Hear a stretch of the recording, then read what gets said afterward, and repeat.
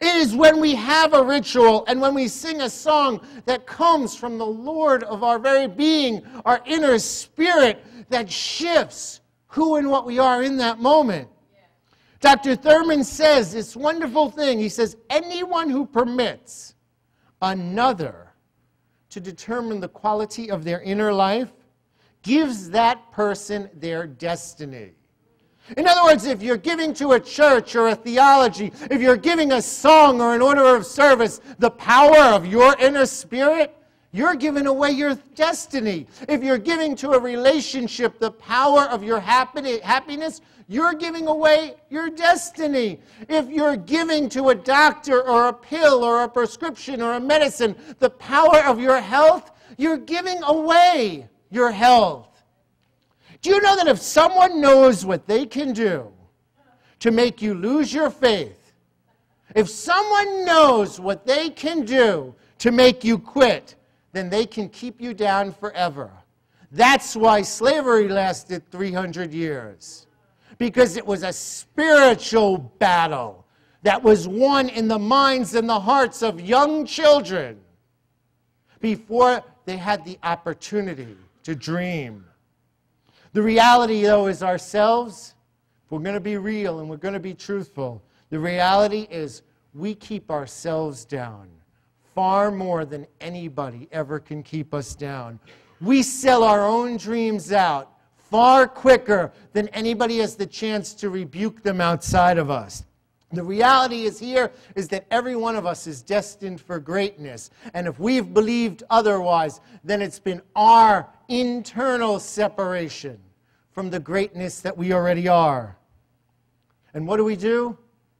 We respond in love, especially to ourselves, especially to who we believe and know that we are. We can respond in love with our dreams. We can respond in love to our confusion, to ourselves, because God is love.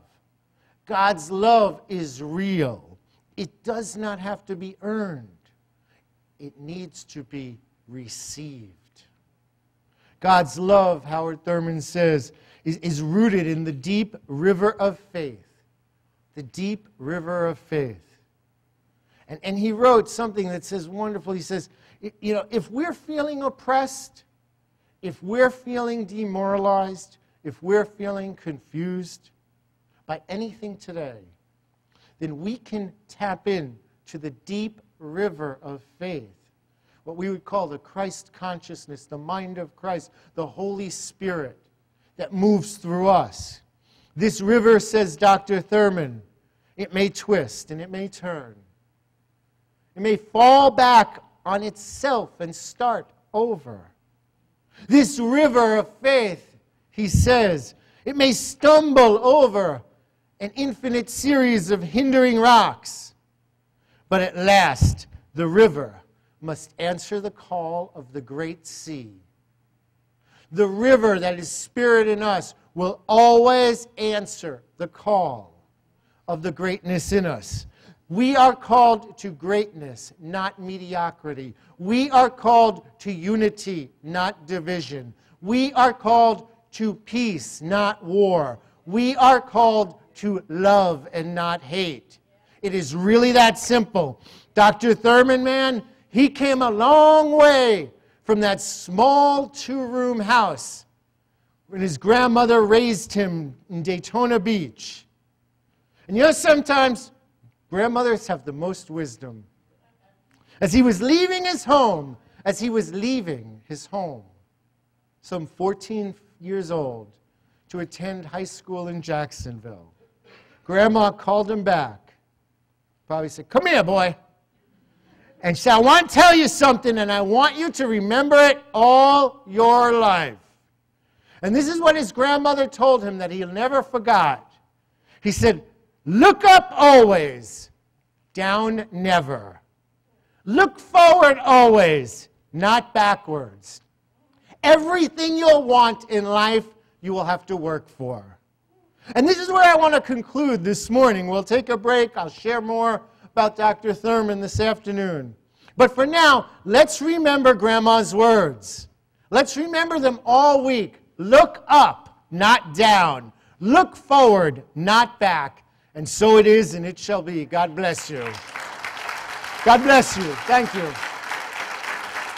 Thank you very much.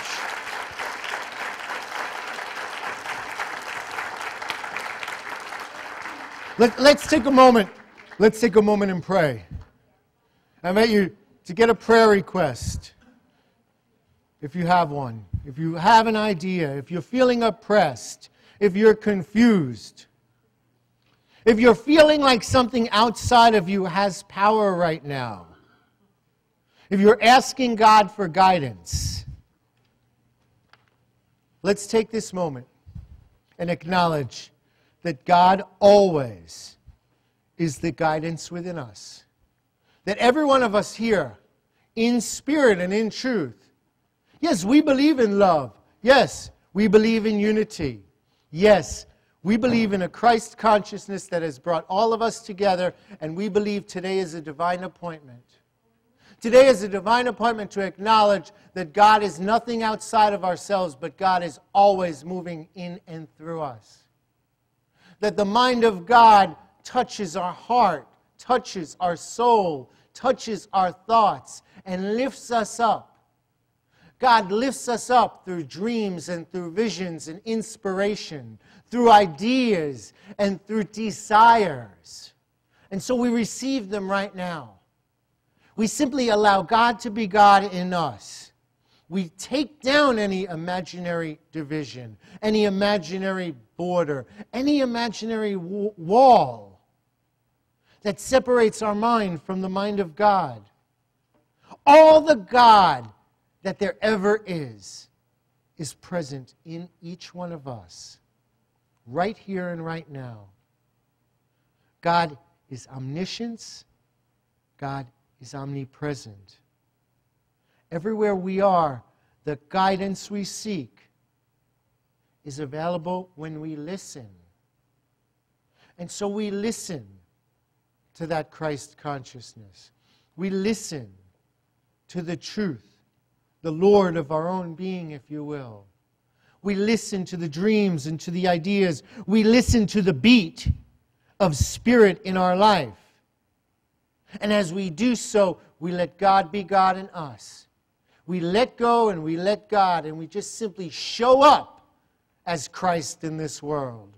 We show up as acceptance. We show up as unity and as love. And I pray this and I know this for each one under the sound of my voice today as the beat of spirit moves through us. And so it is. Amen.